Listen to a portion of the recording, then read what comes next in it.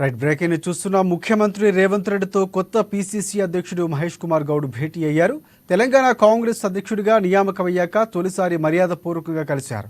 తన నియామకానికి సహకరించిన రేవంత్ రెడ్డికి మహేష్ కుమార్ గౌడ్ కృతజ్ఞతలు తెలిపారు. కాగా రేవంత్ రెడ్డి ముఖ్యమంత్రి పీఠంపై కూర్చున్నప్పటి నుంచి పీసీసీ చీఫ్గా ఎవరుంటారనే ప్రశ్న కూడా అందరినీ వెంటాడింది. మహేష్ కుమార్ గౌడ్ నియామకంతో క్వశ్చన్ మార్కుకు ఫుల్ స్టాప్ పడింది. ప్రస్తుతం ఎమ్మెల్సీతో పాటుగా టీపీసీసీ వర్కింగ్ ప్రెసిడెంట్గా ఉన్న మహేష్ కుమార్ గౌడ్కు సీఎం రేవంత్ రెడ్డితో పాటు పార్టీ సీనియర్లందరితో సత్సంబంధాలు ఉన్నాయి. ఈ నేపథ్యంలో అధిష్టానం ఆయనకే పట్టం కట్టింది. బీసీ నేతకు పార్టీ అధ్యక్ష పదవి కట్టబెట్టడంపై బీసీ నాయకులు, పార్టీ శ్రేణులు హర్షం వ్యక్తం చేస్తున్నారు.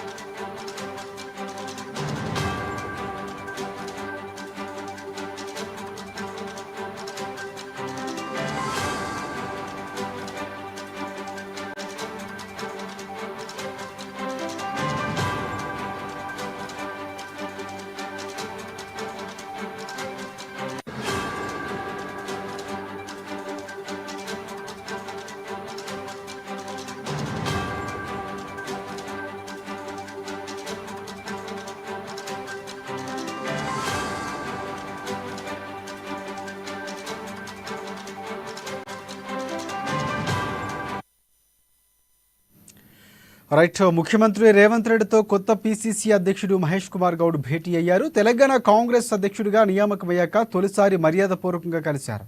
తన నియామకానికి సహకరించిన రేవంత్ రెడ్డికి మహేష్ కుమార్ గౌడ్ కృతజ్ఞతలు తెలిపారు. కాగా రేవంత్ రెడ్డి ముఖ్యమంత్రి పీఠంపై కూర్చున్నప్పటి నుంచి పీసీసీ చీఫ్గా ఎవరుంటారనే ప్రశ్న అందరినీ వెంటాడింది.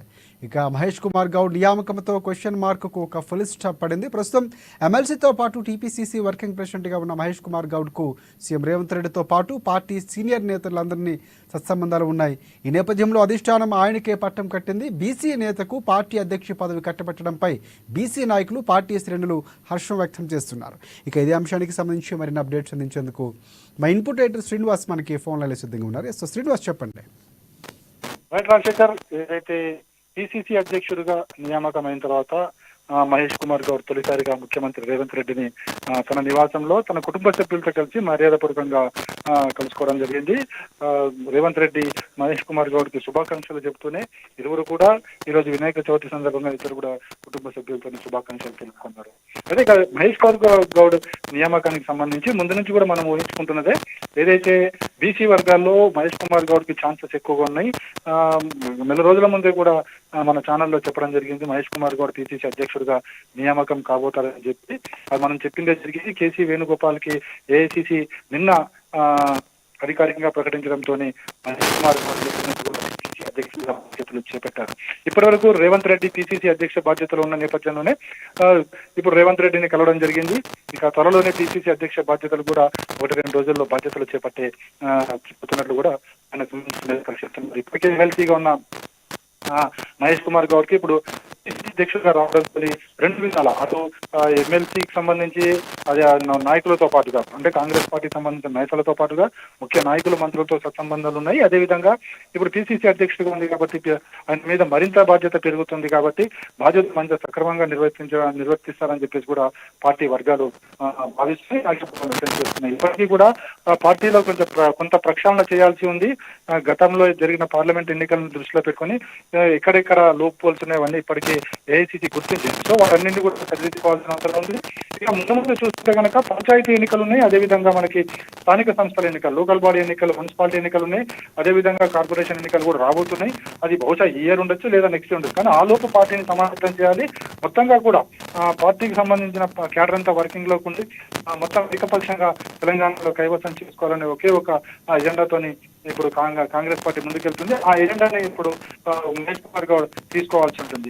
ఏఐసిసి ఆదేశాలకు అనుగుణంగా మహేష్ కుమార్ గౌడ్ పిసిసి బాధ్యతలు చేపట్టిన తర్వాత ఆయనకు అనేక ఇప్పుడు ఎజెండాలు కూడా ముందుండబోతున్నాయి. సో వాటన్నిటిని కూడా తీసుకుని ముందుకు వెళ్లాల్సిన బాధ్యత ఉంటుంది. అదేవిధంగా మహేష్ కుమార్ గౌడ్ వ్యక్తిగతంగా చూసుకుంటే కనుక ఆయనకి కాంగ్రెస్ పార్టీకి సంబంధించిన అన్ని నేతలతో కూడా అంటే మంత్రులతో సత్సంబంధాలు ఉన్నాయి, అదేవిధంగా పార్టీ క్యాడర్ తో కూడా సత్సంబంధాలు ఉన్నాయి. కాబట్టి పిసిసి అధ్యక్ష బాధ్యత నెరవేరుస్తాను, ఏ విధంగా ఆటంకాలు లేకుండా అందరితో కలిసి తన బాధ్యతను నిర్వహిస్తా అని చెప్పేసి నిన్ననే మహేష్ కుమార్ గౌడ్ కూడా ప్రకటించడం జరిగింది.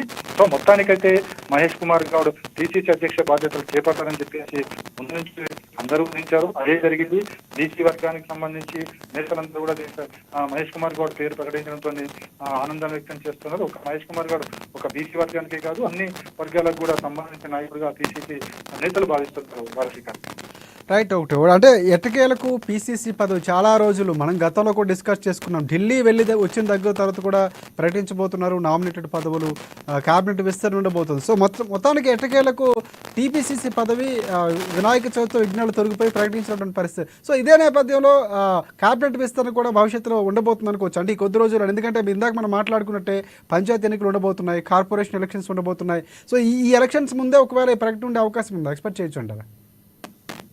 యాక్చువల్ గా అయితే ప్రకటించాల్సిన అంశాలు చాలానే ఉన్నాయి. అయితే ఈ నామినేటెడ్ పదవులు కావచ్చు, కేబినెట్ విస్తరణ కావచ్చు, అదేవిధంగా పార్టీకి సంబంధించిన కొన్ని పదవులు కావచ్చు అన్ని ఇవ్వాలనుకున్నప్పటికీ కూడా ఏదైతే హర్యానా కాశ్మీర్ ఎన్నికల నేపథ్యంలో ఇది ఎంత పెండింగ్ పెడుతూ వచ్చారు.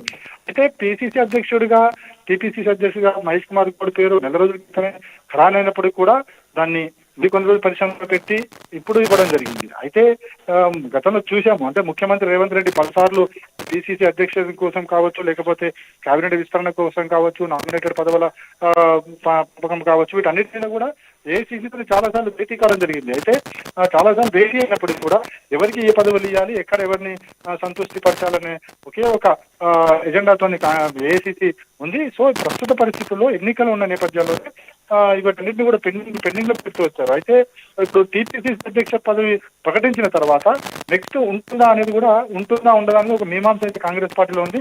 ఒకవేళ ఇక్కడ పిసిసి అధ్యక్షుని ప్రకటించారు కాబట్టి మిగతా నామినేటెడ్ పోస్టులు కావచ్చు, కేబినెట్ విస్తరణకు కావచ్చు మార్గం సులభం అయిందని చెప్పేసి కూడా అందరూ అనుకుంటున్నారు. చూద్దాం, రేపు చూద్దాం. అంటే ఏఐసిసి ఎలా ఉంటుంది, ముందు ఇప్పుడు ఎన్నికలను దృష్టిలో పెట్టుకుని ఎన్నికల తర్వాత చేస్తుందా లేకపోతే ముందే చేసేస్తుందా అనేది కూడా చూడాలి. అయితే తెలంగాణ విషయానికి వస్తే కొన్ని అనివార్య కారణాలు ఉంటాయి. ఎందుకంటే ఇక్కడ టీపీసీసీ అధ్యక్ష బాధ్యత ముఖ్యమంత్రి నిర్వహిస్తున్నాడు, ముఖ్యమంత్రి బాధ్యత ఆయన నెత్తి మీద ఉంది. కాబట్టి రెండు చాలా హెడ్, అంటే కాంగ్రెస్ పార్టీకి అయితే ఇది రాష్ట్రానికి సంబంధించిన ముఖ్యమంత్రి కాబట్టి సో రెండు కీలక పదవుల్లో ఒకే వ్యక్తి ఉండడం వల్ల పార్టీకి అదేవిధంగా ప్రభుత్వాన్ని సరిగ్గా నడపలేని పరిస్థితి కూడా ఉంటుంది. కాబట్టి దీన్ని ప్రత్యేక దానికి అంశం కింద తీసుకుని టీపీసీసీ అధ్యక్షుని ప్రకటించినట్టు మనం భావించాల్సి ఉంటుంది. Rajasekhar, right. Thanks for updates Srinivas.